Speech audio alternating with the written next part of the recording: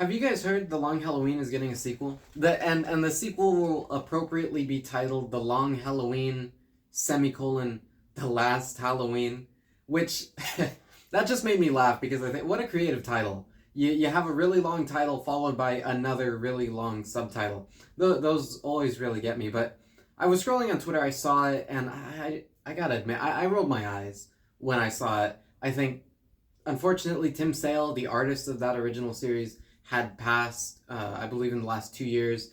And I also rolled my eyes because in this era, this day and age, we're getting nonstop sequels and reboots to things that don't warrant sequels. Now, if you don't know this about me, I like things that have an ending. I like stories that come to a conclusion. I don't like stories that just go on forever and never wrap up, which I think is one of the main problems with comic books, particularly the superhero kinds of comic books, because we never want them to end. We always want them to continue to go. So the stories, the more that you get of them, the longer that they go, the less value that they have individually. And I think that takes away from it. Uh, so I see this has a sequel. So I look into it. It's going to be written by Jeff Loeb. It was planned with Tim Sale while Tim Sale was still alive. And it's going to be 10 issues. Now, 10 issues, that's 22, 30 pages an issue, that's 200 pages. I remember reading The Long Halloween on first viewing. It's upside down right now, but that's completely intentional. And what I remember reading most about it when I was reading it, what I remember most reading about it, I should say, is it was really long. Which it's in the title, you should kind of expect that. But it was also kind of boring when I was reading it. I didn't quite know all the characters at the time. I didn't know all the moving pieces. And the ending underwhelmed me.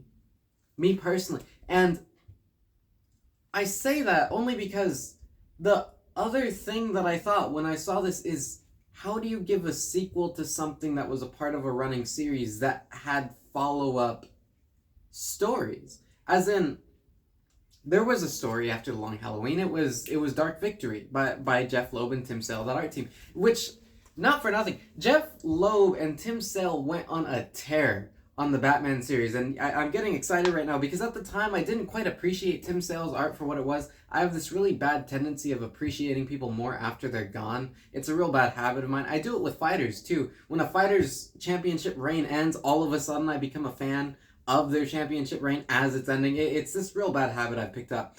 But looking at The Long Halloween now, I look at the artwork by Tim Sale, and I still think that it's goofy and it's a little phoned in here and there, but I really get this appreciation. I'm getting this appreciation for more abstract art styles as I grow as an artist myself. But they went on this tear. You have Dark Victory, you have The Long Halloween. I could check the back of this right now to cover myself up.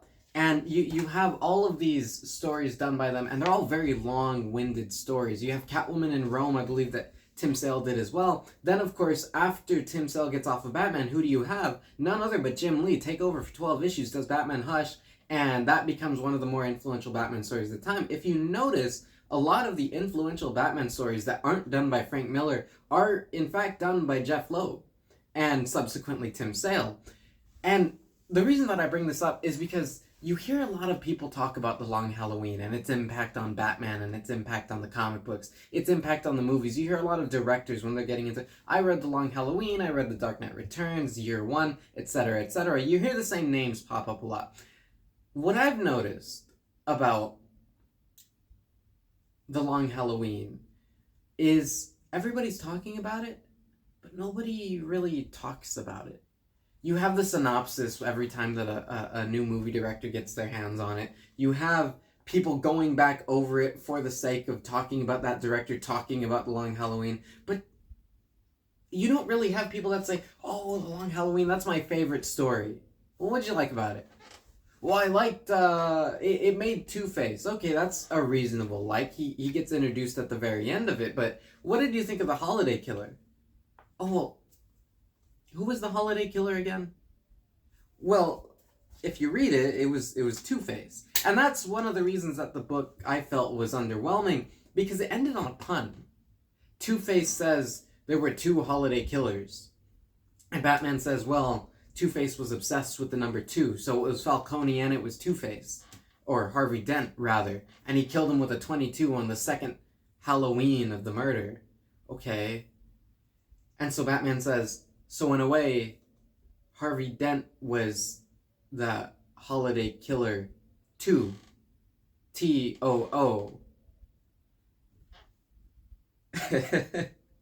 And I just reread that just to make sure that I got everything right. And I laughed at it because you have this very long read for a pun at the end. And then, of course, you have the follow-up ending with Harvey Dent's wife saying that she was the holiday killer. Then you have the announcement of The Long Halloween, The Last Halloween, the new sequel to this series, and it says the holiday killer was never revealed. So you can see why I'm rolling my eyes at this concept. Now, unfortunately, Tim Sale will not be able to do the series. As I said, he passed. And, well, I say unfortunately because the initial plan was to have him do it with Jeff Loeb. Jeff Loeb and Tim Sale were both in the works on this project. And so much so that Tim Sale has covers. And I looked at those covers. There's great covers. There's a cover of the Joker. And Tim Sale, he does this real cool thing. He uses the negative space and he really knows how to use it. He really knows how to get the most out of it and tell you a story within this very confined space. Greg Capullo is equally as good at it, I would say, of using this negative space to tell such a story. And I'm looking back at all these old books, even books that I don't particularly enjoy, and I'm looking at these artists, take it, Greg Capullo, Tim Sale, whoever it may be, and these guys just knew how to draw. They knew how to do these things. And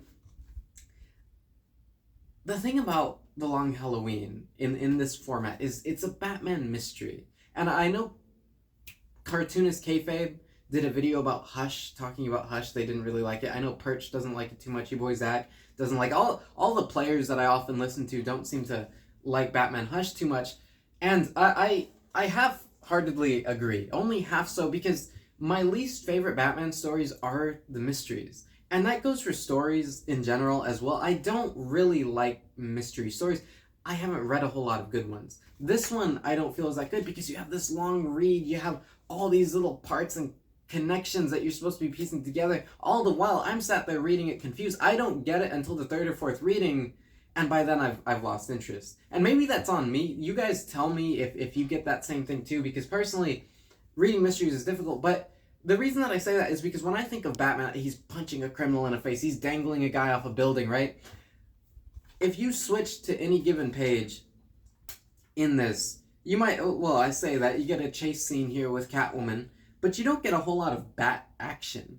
And that's what I look for in a Batman story. I want Batman to be punching somebody. I want him to be doing something cool in every issue, not just lurking around a wall. And as this artwork, this is Scarecrow, by the way, it's beautiful.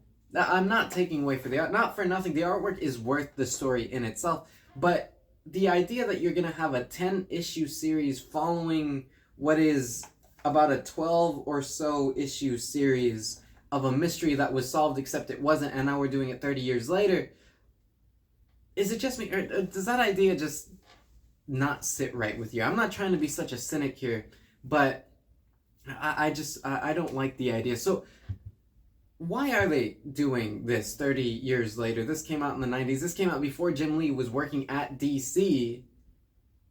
So why are they bringing it back up? Now, Jeff Loeb, Tim Sale, I'm sure they have their reasons. For DC, I think it's just an easy win. For DC. DC is looking for some easy wins right now to get money back in the comic book stores. You'll notice that every single series, every single event is centered around Batman. They had Night Terrors, and it was KNIGHT Terrors, but it involved the entire Justice League, and I just think, man, I know that they're trying to sell Batman, and I know that Batman sells, but man, they're really stretching what that's worth. So of course you have an old writer reviving an old property, and I know it's the popular thing to say. I know that I'm not giving you guys a hot take on this, but I don't care for these sequels. These unnecessary sequels, because what's Batman going to do? He's going to discover another holiday killer after we already found 3 in this book here, and they followed it up, and they had a running series, and they've had 30 years of Batman ever since, and at no point Jeff Loeb thought, hey, I'm gonna finish off that story. I just don't like it too much. Maybe I'm a cynic. Tell me what you guys think.